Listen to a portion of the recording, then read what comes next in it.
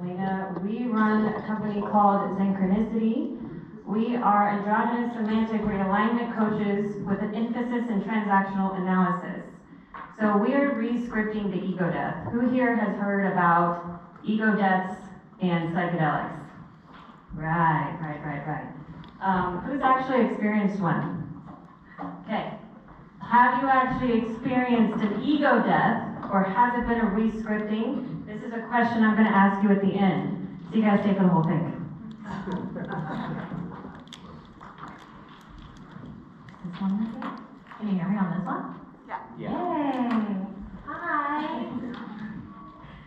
Alright, let's get started. So who here has heard of Sigmund Freud? Yeah, everyone, most of us. Modern day psychology is based off him. And how about Carl Jung? Okay, so he believed in mass consciousness and he proved that. Now, who here has heard of Eric C. Berne? Oh, we got one, two. Yeah. Oh, two. Oh, your mom. That's our mom. Doesn't count. Doesn't count. I'm using my LPC, so that's why. Oh, that's amazing. Love that. All right, so ego states is actually transactional analysis, and Eric Berne came up with this. Sigmund Freud had the ego, the superego, and the id. And actually what Eric Berne did was take this very complex set of identities and turn it into parent, adult, child to simplify it, because he thought that everybody should have access to this information. And he and Carl Jung were actually Sigmund Freud's prodigies, but they were both fired by Sigmund Freud because they believed that people should have access to information. Sigmund Freud was actually an elitist and a narcissistic kind of POS, in my opinion, when I've studied him. But it's actually what modern day psychotherapy and theory is based off of is Sigmund Freud. In my opinion, we would not actually be in a mental health crisis that we are today if modern day psychology would have been based off of Jung and Eric Berne. So, as we get into this, everybody knows this, DMN is where the ego actually lives, and the more trauma we have, the more ego we have, okay? So that's why it's so hard to actually know who you are. But when we talk about parent, adult, child, it's actually the true self is the adult. That's what we're searching for. So the ego death is actually becoming aware of the child-parent state, which is what we're going to talk about. All right, so ego makes us who we are, right? So ego is what gets us out of bed in the morning, what makes us brush our teeth, what makes us actually get dressed and do things for other people. It's ego-driven, and of course, without ego, we wouldn't exist, right? We have to have ego. So being aware of our egos gives us the choice to bring us back to true self of adults. Parenting is done by the age of 8 for girls and 11 for boys. So by the time we are the age of 3, we are scripted into authority, into parent state, and into society. So who here is kind of like blown away by the fact that like we're scripted by 3? Does that like make you amazed? Because I didn't realize that that's so young. We're so young when we get actually programmed into our programming. So this is the parent, adult, child. So who here had a parent that said, do it because I say so? You were the 95% of the population that had a dictator parent, which means you are an adapted child that is either a doormat or a bully. You are either in one scripting or the other. You have no idea how to negotiate. When you get into an authoritative, if somebody at work goes, do this, or you really effed up, you're like, you shrink automatically. If you are a doormat, you shrink automatically. You go into a trauma response in your mind, and that person becomes your parent. And you cannot respond correctly because you are no longer in your adult state. And guess what? You become that parent because you also have the copy of your parent. So when you are in child or parent state, state, you are actually in a trauma response. We copy our parents, and then the response to them is actually your child ego state. So when we talk about ego death, we're talking about having an awareness of the then and there. The adult is here and now. So you are responding when you're in an adult state. You're acting when you're in an adult state. You're reacting when you're in a parent or child state or ego state. So what psychedelics actually do is not cause an ego death. You actually become aware of the state that you're in, and it gives you choice. But you do not want to kill the parent or the child, because that is where your empathy comes from. If you kill that state, or have any kind of what's called an ego death, you actually go into a state of psychosis. This is how you end up in a psych ward, because the left and the right lobe are not communicating correctly. So when you think about parent-child, you're talking about the right lobe, and when you're thinking about the adult, it's the left lobe. You have to learn to make them communicate, because you don't want a person that's just like a robot. I am here, I am now, right? You want to be able to do both. Be empathetic, and also at the same time, be aware of your surroundings and make a decision or take action, not react to your environment, which is also high beta. So, question for you, Meg. What happens directly in the DMN with parent-adult-child when someone undergoes a psychedelic experience, maybe 200 grams of microdosing or higher, or is in ayahuasca or iboga, anything like that, where they're actually seeing these states? What is actually happening in the brain? Well, you're becoming aware. It's all just an awareness state of mind. It's like, oh, I have choice. I can choose. See, here's the thing that's happening in society right now. We are realizing we have choice. There has been no generation that has ever been able to step out of societal and cultural programming and say, I want to do differently. This is the biggest awakening that the world has ever seen, and on a scale that they cannot stop. So when you have psychedelics, and this is why psychonauts have been the most aware, I mean, go back to shamans, you're talking about thousands and thousands of years that people have been awakened, and it's because they realize they have choice in their life. You are the captain of your ship, the commander of your soul, and this is what transactional analysis teaches you. You can become an adult. You can step out of your parent. You thank them for what they made you, because your mess is your making. Purpose is directly connected to who you are and where you came from. Everybody wants to know purpose. Look at your beginning. It will change your life when you can rescript that.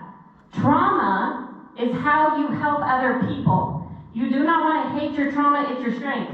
That's also why you don't want to have an ego death. You want an ego rescripting. Use it, it's your power. All right, so we're talking about parent-adult-child, but now we're going to talk about the drama triangle. So the drama triangle is the parent-adult-child. This was a concept created by Dr. Stephen Chapman. It's called the drama triangle, and what he did was he took parent-adult-child from Eric Berne and he broke it down into societal concepts. Where are you in society? And if you look at this, you can look and see that there's the rescuer, the persecutor, and the victim. Poor me, I can't do it, you're a victim. That's society framing. That's what someone told you. That is inherited. Then we have persecutor, criticize, put down, sarcasm, bully. You are blaming others for your problems. And then we have rescuer, feels that they are the best.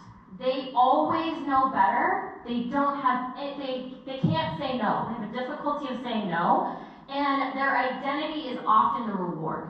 And so when we look at this, you can see where the parent-adult-child comes in. What state are you in? Are you a parent or a child? Because guess what? When you're an adult, it doesn't exist in the drama triangle. Because when you're an adult, you're rationally thinking in the here and now. And so therefore, you can invite another adult to a conversation because parent and child are at bay and are at peace with the adult state of mind. So I talked a little bit about this because I go on rants. So if nobody has noticed. So what we want to do is, like I said, you want to take action. So what happens when you have an emotion or a feeling, you can't do anything about a feeling, right? You can either drug it, right? Commit suicide, or you murder that person. That's all you can do about a feeling. So you have to accept your feelings. You cannot fight them. The suppression of a feeling is why we have the issues that we have in society today. Feelings are wonderful, but we have to make space for them, because when we try to fight them, these three things are what we do. And this is why the pharmaceutical companies have the power that they have. Because, thank goodness, most people turn to drugs, right? So psychedelics, it's not a good thing, I don't know any of that, but psychedelics give you the ability to say, okay, I'm having a feeling. You go up to your brain and you say, what do I want to do about this? And then you act. Emotional people that suppress their feelings have a feeling, go straight into a trauma response, which is a reaction, and then think later. This is where guilt and shame comes in. So when you have people that intimidate with fear, that's a game. When you have a person that tries to seduce you with shame or guilt, that's a game. That's an emotional person. Like I go back to what I said earlier. When you have a parent that teaches you how to negotiate, they teach you there's no such thing as a free lunch. They teach you at age 8 for women and 11 for men. They teach you how to negotiate. This is the price and prize of your actions. What are you going to do? This is what I think you should do. Let's negotiate. Because that's the difference between a person that walks into their boss's office and goes, I need a raise, this is what I do. And names off all the things that they do. They do not shrink. There is the other person that walks into their boss's office and goes, well, Sally got a raise, why didn't I? You cannot compare yourself to other people. You have to stand in your own strength, and that's what our society doesn't teach you to do. It doesn't raise adults. It raises people in trauma responses, and that's what Sigmund Freud did. All right, so how do we see the ego? We see the ego through hypnosis, through dreams, in psychosis, when the conscious and unconscious mind are divided. So when the left and right lobes, like Megan mentioned earlier, are at war, you're actually in psychosis. Most adults in society right now are actually in psychosis because both lobes of their brain are not in sync. They're not talking to each other, they're at war. And I know that sounds really crazy, and that word psychosis has really been poorly portrayed in the world, but it is a fact. And with psychedelics. So that's why, obviously, why we're all here, is to talk about the power of psychedelics and what they have to offer us, not only on the level of being able to expand consciousness, but to be able to create peace within ourselves, peace within the right and left sides of the brain. All right, so comfort zone. When we're in our parent-child state, we're in what's called a comfort zone, and most of us have a comfort zone. Actually, I would argue everybody does, and this is where we avoid things. So when we're in evasiveness or in projection, we're in the two most dangerous psychological games that you possibly can be. And so our comfort zone is where we avoid pain, but it's not even enough to avoid pain, we demand pleasure. This is where addiction comes into our society. It's the avoidance of pain. Now, there are 3 non-negotiables in this life. Pain is one of them. Constant work is another. And uncertainty is the third. You cannot negotiate these with being human. I'm sorry, I even try to argue all the time with my idea of God, and it doesn't work. So, we have to learn how to deal with pain. So the mantra of pain is pain sets me free. Because if you can transmute pain, you can do anything. And that's the difference between the 5% of people that were taught how to negotiate and the 95% that avoid pain, stay in their comfort zone. wake up at 90 and say, what the hell happened to my life? I don't want that to be anybody. That is my mission. I do not want anybody to wake up at 90 and say, what happened to my life? Everybody deserves to live a life of their dreams, and that is facing pain. There is no negotiating that, and that is in the adult self. That is where you find purpose, in taking action, in getting out of your comfort zone, and going through the pain, because anything is possible on the other side of pain. If we do not avoid pain, there is no such thing as addiction. Because addiction is running from pain and demanding pleasure. But you will find more pleasure in your life from self-discipline and facing your pain than you ever did collapsing into pleasure. Okay. So who here has been programmed to take a pill? Who's taken SSRIs, NRIs? Yeah. So they pretty much told us that the ego doesn't exist. Like, just no more, right? Like, shut it down, don't feel anything, I don't want to deal with it, and like, keep going on with life. And so that's when you wake up at 90 and you're like, well, what the heck? What's happening, right? So death is not the goal, right? We don't want to die, we want to feel. Who here has been in a psychedelic experience where they have an experience of death? Who's had a rebirth or a death in a psychedelic experience? You really got in touch with your ego state. That was like your inner child, right? Saying, oh, hi, I'm here. Like, nurture me, pay attention to me. And then we come back to society, and what do we do with it?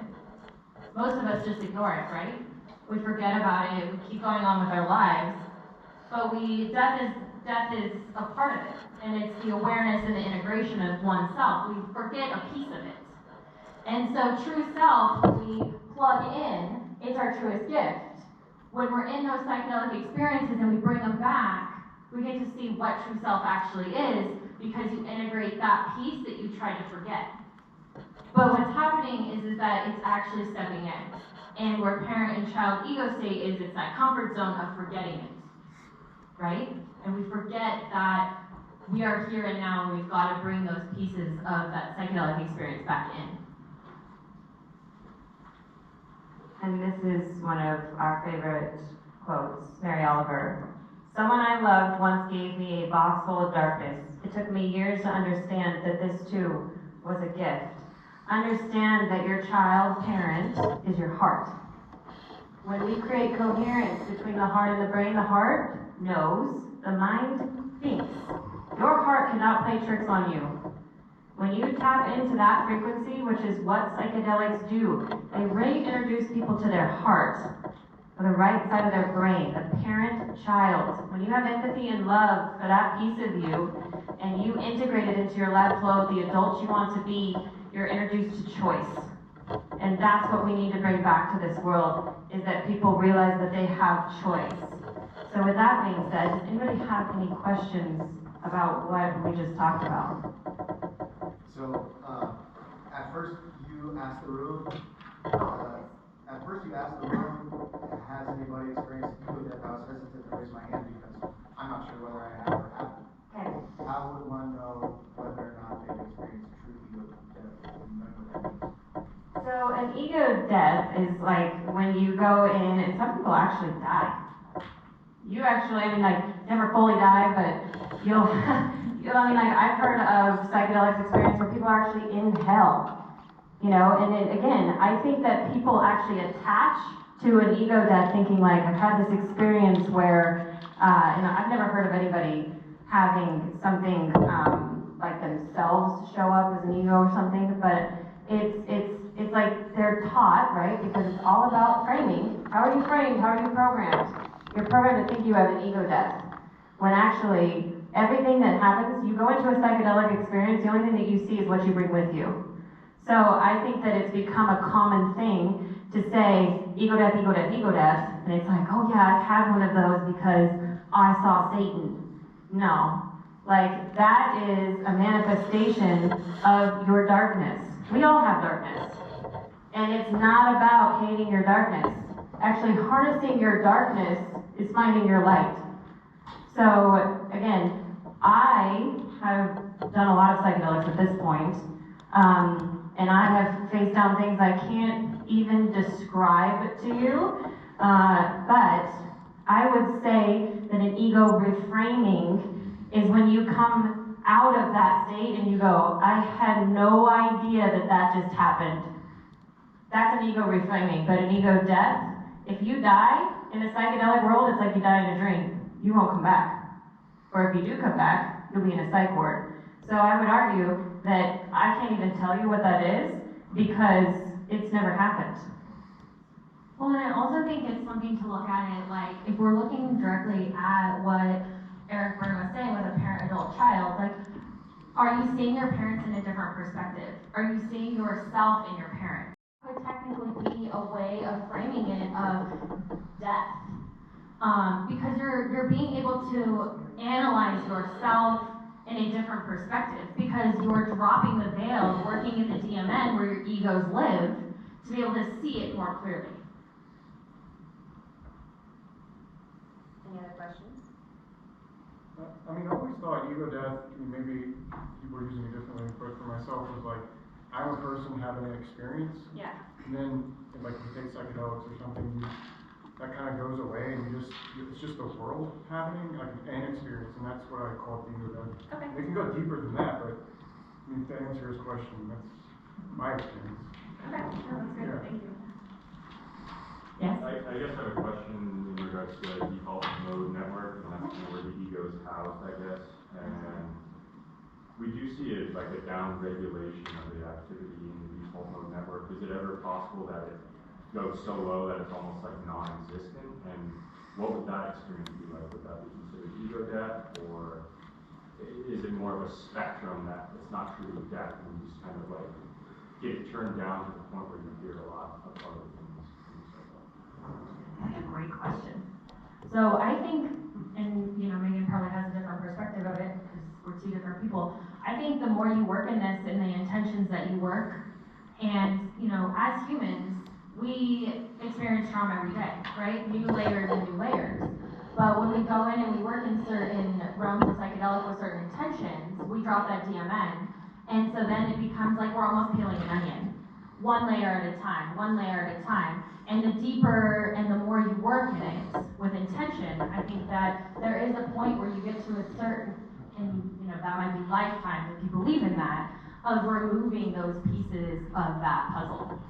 Well, monks and psychopaths would have very low DMN responses. So I would argue most of us live on the spectrum, but in certain instances, like somebody that has psychopathy has completely disassociated from their parent adult or parent child.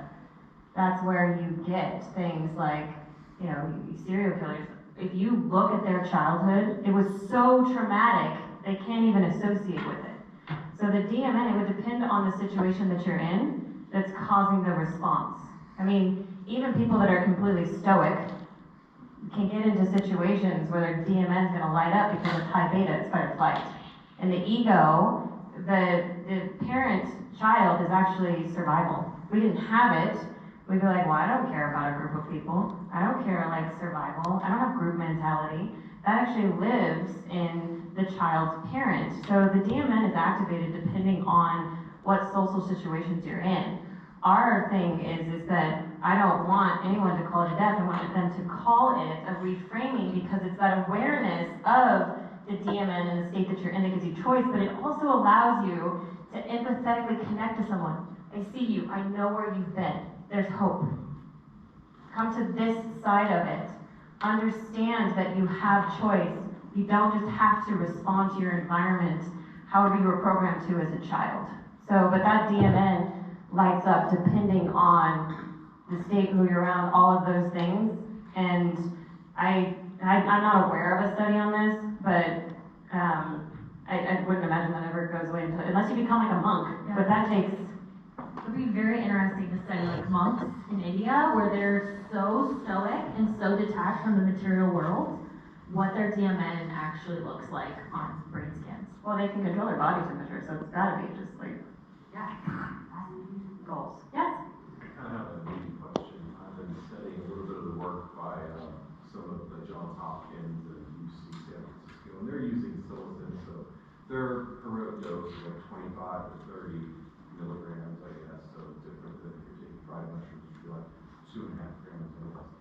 And they talk about the mystical experience, the letting go, the oneness. Do you need that experience to have the realignment, or are they separate? No, you don't, I mean, that's what I would call love state. When you enter the state of the mass consciousness, I've only experienced one time in a psychedelic experience, but you realize we're all one. But I have had experiences even on microdosing where it's like, wow, the world is so beautiful, and how much time do we ever spend just looking at how amazing it is that we're here? So you don't have to hit the ultimate state to feel this. That's what's so amazing about psychedelics, right? It's like a microdose can change your life, and we've seen it. It's like you don't have to go blow your mind in ayahuasca. You don't have to go like go take or anything like that.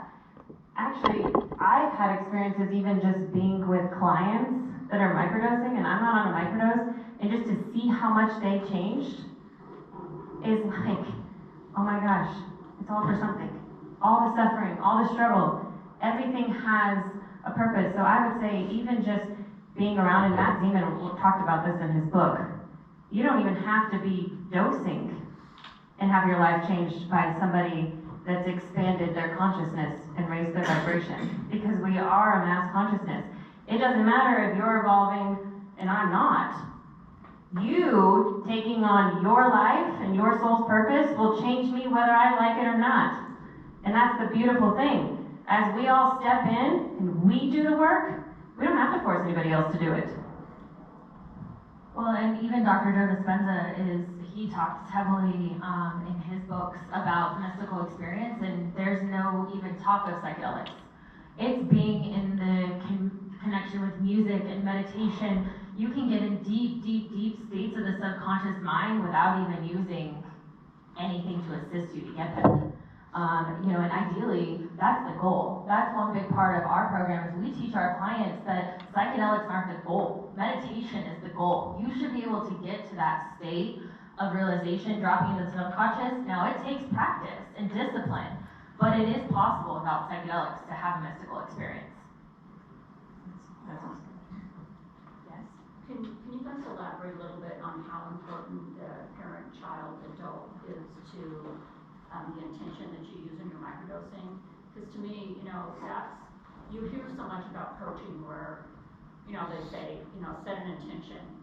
But to me, one of the beautiful things about the work that you're doing is that you can take the work of burn, and you can tie it back to your intention and actually make sense of what you're doing when you're microdosing. So can you elaborate a little bit on that? So I just want to clarify the question. Do you want to explain intention around parent, adult, child in integration of using microdosing? So how it helps you to identify your behaviors. Okay. So that if you want to focus in on some of your behaviors, it allows you to be able to set a clearer intention. Like looking at your triggers and looking at the things. Instead of like saying, today I just want to feel better. Right. Right? I mean, how it can really help you like narrow down and work with your neuroplasticity even more. So I would suggest asking, who am I really? Great question, because when we become the adult, right, and I would actually argue that parenting is not so much about making, kids into the society, but it's actually like being a linebacker and just trying to protect them from everything so they grow up as pure as they are born. So when you get clear on that, right, I would make intentions of like, who are my parents and what did I copy from them? So that I may be aware of that copy. And then if you want to know more about your inner child, because the inner child is actually executive state. That's why inner child work is super, super important, because that's the default state that you go into. So it's, may I be aware and love the child that I am, and may I be aware of that child's wants, needs, and desires, or I know that my parents did the best they could with the tools that they had, but my adult wants to do better. May I associate my adult as my parent and not my actual parents. So those are kind of long, but just having the intention of, I want to be aware of the copy that I am of my parents, and I want to be aware of my inner child, and using those as intentions so that the ego state may be more apparent to you would be my suggestion. Or if you see something in your parents that you absolutely hate or that triggers you, guess what? There's work to be done there. Because when you don't react or have a trigger, then you've actually healed it. So, you know, finding your triggers, writing them down and writing intentions around them so that you may see the ego state they come from and be aware of that so that you may heal it would be one way of doing that. Well, and I think that's a great segue into pain. Because if you avoid doing that work, you're avoiding pain in life. And when we were talking about it, like, right, pain is a part of life, and going into that and processing that because your parents did do the best they could with what they had. Question in the back? I wanted to give this is a great talk. I wanted to give a shout out to ketamine because I think that my experience personally with mushrooms and ayahuasca and ibogaine and things, I always kind of knew that I was myself and I was having an experience. But the ketamine, I feel like that's put me outside of my human filters and allowed me to just exist in present moment awareness without my ego even being involved. So that's kind of my 2 cents to ketamine, but I think like maybe not trying to have the ego death even, but transcending the human is the place to go. Absolutely, transcending the human is key. That's the thing, and everybody is different with every molecule. Some people can do it in meditation. Some people have to sit in multiple nights of ayahuasca. Some people spend hours and hours journaling. It's everybody has their own molecule that aligns with them and gets them to that moment of enlightenment or awareness. And I've actually never tried ketamine, so I can't speak to that, but thank you. Sticking with your pain comment, is there a point that psychedelics can push us past, we go into with our pain, PTSD, psychosis, fears, do you have to go through a fundamental ego change? And can you come physically back out without that pain, or with it greatly reduced? Of course, I mean, anything's possible. I was in here yesterday listening to a panel, and one of the speakers, I forget her name, but she was speaking on iboga and ibogaine, and she came out after doing ibogaine and didn't have sugar addiction anymore and had actually diabetes. So you can physically alter your body. You can do anything. The thing is that, have anybody ever watched the movie Lucy? I don't think that's far off. That's what's scary. You are capable of whatever you set your mind to. If you want to go into something and you want to come out without pain and you want complete awareness, I would say careful what you ask for, but it's possible. I have seen and experienced things that I didn't even know existed, and I am a better person for it. And the thing is like everything's programmed. It's all a program. Our brain is like a computer. You've been programmed into what you do, what you have to do. You know, pain, all of these things. So I would say if you want to go in and rewrite your program, you want to set that intention and you want to ask the universe, God, whatever, you know, whoever your higher power is, to grant that to you. If you have an open heart and an open mind in order to do that, the sky's the limit. I mean, not even the limit. Outer space, I know people go to different planets. So I'd say absolutely that's possible. And I don't even think you have to use psychedelics. I've used meditation to do things that are far beyond even what psychedelics have done. I mean, Dr. Joe Dispenza's work is crazy. I went to one of his retreats, and what he's doing with healings is out of this world. And I was on no psychedelics. I was completely sober. And what I experienced, the energy I experienced in that room, I cannot even put to words. You want to feel oneness, go to one of those. It's insane. But I think that we're just on the brink of even understanding what a human being is capable of. And I think psychedelics are a key to that. and that's why I brought up the movie Lucy, because like I said, I don't think that's that far off. It's when we use 1% of our brains. On psychedelics, I'm curious how what they're going to find as they start to study the brain more and more of what we're actually capable of. Now, are they actually going to release the information? That's another question. But any other questions? All right, so Sorry, what was that doctor you just mentioned? Dr. Joe Dispenza? Oh, that was the very last. Yeah, the doctor that we talked about, she was here yesterday. It was the ibogaine panel.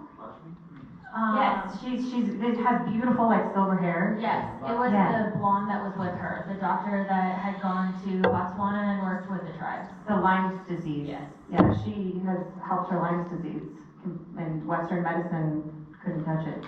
They didn't even know. Yes, Alex.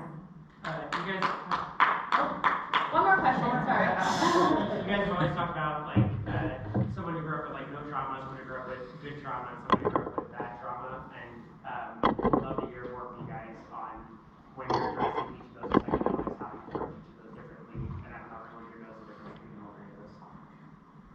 Well, actually, funny enough, when you meet people in the CIA, which I've met quite a few, don't ask me how, I can't tell you. But anyway, there is such thing as the trauma bridge.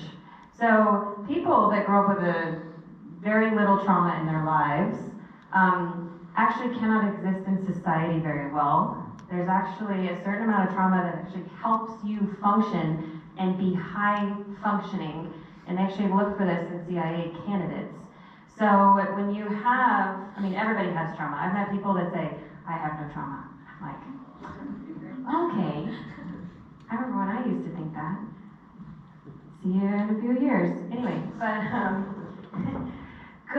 good trauma is something where, you know, everybody has trauma. Even learning that there's no such thing as a free lunch, it's actually technically good trauma, but it's still traumatic for a child to learn, like, wait, I don't just get free food. Oh wait, I have to pay taxes. Oh wait, I have to do all these things. Technically that's traumatic, right? It's traumatic to learn that you have to share your toys. It's traumatic when your mom has another baby. There's all of these traumas. They're actually good traumas because it's just learning to be in society and how to share and interact. It actually creates empathy. And then we get into like extreme traumas where you have, you know, parents that beat their children, emotionally avoidant parents, you know, stuff like that, where there gets to be like extreme trauma, and those are people that have deeper layers of ego. Does that answer your question? And how do you, in the use of psychedelics as a tool, how would you use that differently in those three situations? I wouldn't use them any differently. Again, it's all about the person and what they're called to. Listen to yourself. I can tell you, like, take a 200 milligram dose of, you know, of not ayahuasca, of psilocybin, you know, but it's what that person is called to. The thing is like, part of what we do as coaches is teach people to listen to themselves. Listen to you. Yeah, I have an opinion, but I'm a completely different person than you. What does it feel like in your nervous system? Because that will tell you a lot more than anybody else. So if you're called to something, if you need to, like, oh, I need to set this attention, I need this, I need that. So it's all about coming back to self and realizing that you actually know who you are and what you need. That's what psychedelics teach us. And so I can't, you know. Well, I think you're also touching on, like, when you have a certain amount of trauma, that goes back into the ego states of, like, emotional versus rational. Where is this individual at? Are they so far into their parent state that they're copying and they're so in the past? Or are they constantly in child state and emotionally reacting all the time? Because that's where you look at it and say, okay, are you in this parent-child non-coherence where there's no adult presence?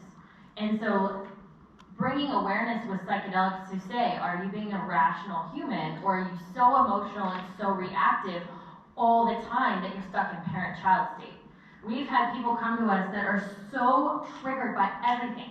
They get on a call with us, and the first thing is, F this and F that, and I hate this and I hate that, and we're like, you're clearly emotional. You have to learn and understand what rational is. You are stuck in the past. We need to bring you right here and right now. And most of the time, those individuals use psychedelics to step into that DMN, to step into those ego states, to understand that, oh wow, that did happen to me, but I'm here and now, and I have every right to change the patterning. Because so many people don't realize that they have choice, and they think that their life is happening for them, or to them, not for them.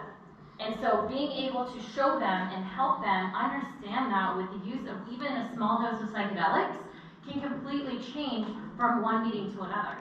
I've watched people literally tell me how much they hate everything, and the next meeting they're like, oh my God, I was being so emotional.